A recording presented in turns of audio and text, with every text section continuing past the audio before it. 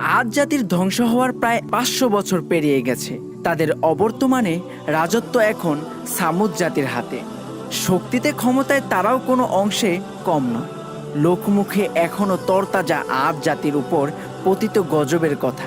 তবুও তাদের অহংকার আর অজ্ঞতা তাদেরকে বিপদে নিয়ে গেল। এক আল্লাহকে ভুলে গিয়ে তারা লিপ্ত হলো মূর্তি পূজায়। তাই প্রয়োজন দেখা দিল তাদের হেদায়েতের জন্য একজন বার্তাবাহক প্রেরণের। আল্লাহ তাই প্রেরণ করলেন তার বান্দা সালেহ আলাইহিসসালামকে। অন্য সব নবী রাসূলদের মতোই সালেহ আলাইহিসসালাম অবিরত তাওহীদের দাওয়াত দিয়ে যেতে লাগলেন। সমাজের দুর্বল ও নিচু শ্রেণীর লোকরা তার দাওয়াত কবুল করে নিল, কিন্তু নেতারা যথারীতি অস্বীকার করে বসল। তারা অবাক হয়ে বলল, আমরা কি আমাদের ওই মধ্য হতে একজনের অনুসরণ করব? তারা বাপ দাদার ধর্ম ত্যাগ করতে নারাজ।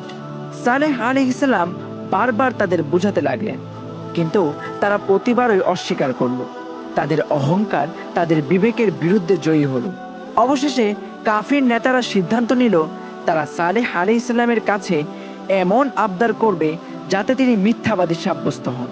তারা আবদার করলো তাদেরকে যেন 10 মাসের গর্ভবতী এক উষ্টি পাহাড় থেকে বের করে এনে দেয়া হয়। সালেহ আলাইহিসসালাম বললেন, তাহলে কি তোমরা ঈমান আনবে?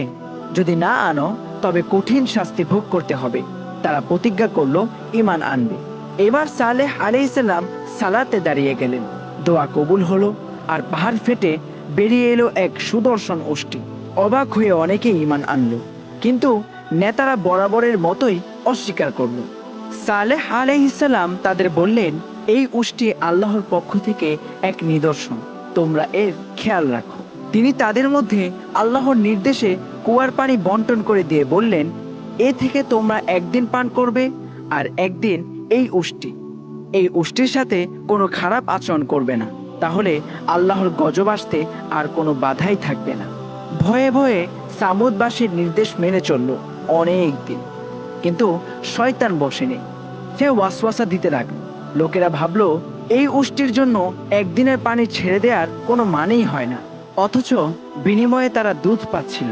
অনেক ভাবনা চিন্তার পর তারা উষ্টিকে হত্যা করে ফেলল। এমন কাণ্ডের পর তাদের উপর আযাব নির্ধারিত হয়ে গেল। সালেহ আলাইহিসসালাম বললেন, তোমাদের ধ্বংস সুনিশ্চিত। কিন্তু তারা উপহাস করতে লাগলো। সালেহ আলাইহিসসালাম বললেন, তোমরা 3 দিন আরাম করো, এর পরের দিন তোমাদের শেষ দিন। তারা বলল, আযাবের লক্ষণ কি? সালেহ আলাইহিসসালাম বললেন, প্রথম দিন তোমাদের মুখ হলুদ হয়ে যাবে, পরের দিন লাল, আর পরের দিন কালো। এর পরের দিন সকালেই তোমাদের ধ্বংস। তবুও তারা ভয় পেল না, অনুতপ্ত হয়ে আল্লাহর কাছে ক্ষমা চাইল না, আগের মতোই উপহাস করতে লাগলো। এদিকে 9টি গোত্রের গোত্রপ্রধানরা সিদ্ধান্ত নিল তারা রাতের আধারে সালেহ আলাইহিসসালামকে হত্যা করবে, কারণ তার জন্যই তাদের এই দশা, তার জন্যই তাদের উপর আযাব আসবে। তাই তারা আযাবে পতিত হওয়ার আগে সালেহ আলাইহিসসালামকে হত্যা করার ইচ্ছা করলো। কত বড় আহাম্মক ছিল এরা, একটু ভাবেন তো। তারা গভীর রাতে সালেহ আলাইহিসসালামের বাড়ির দিকে রওনা দিল, কিন্তু প্রতিমধ্যে আল্লাহর গজবে পতিত হয়ে ধ্বংস হয়ে গেল। আল্লাহর নির্দেশে সালেহ আলাইহিসসালাম মুমিনদের নিয়ে নিরাপদে চলে গেলেন। প্রথম দিন সবার চেহারা হলুদ হতে শুরু করলে তারা বুঝলো সালেহ আলাইহিসসালামের কথা সত্য, কিন্তু তবুও তারা অনুতপ্ত না। সালেহ আলাইহিসসালামকে হত্যার জন্য খুঁজতে লাগলো। পরের দিন তাদের মুখ লাল আর এর পরের দিন কালো হয়ে গেলে তারা বুঝলো আগামী কালোই শেষ দিন। সবাই শাস্তির অপেক্ষা করতে লাগলো। পরের দিন সকালে এক ভয়ঙ্কর আওয়াজ উঠল আর শুরু হয়ে গেল গজব। অবশেষে সামুদ নামে কোনো জাতির আর অস্তিত্বই রইল না।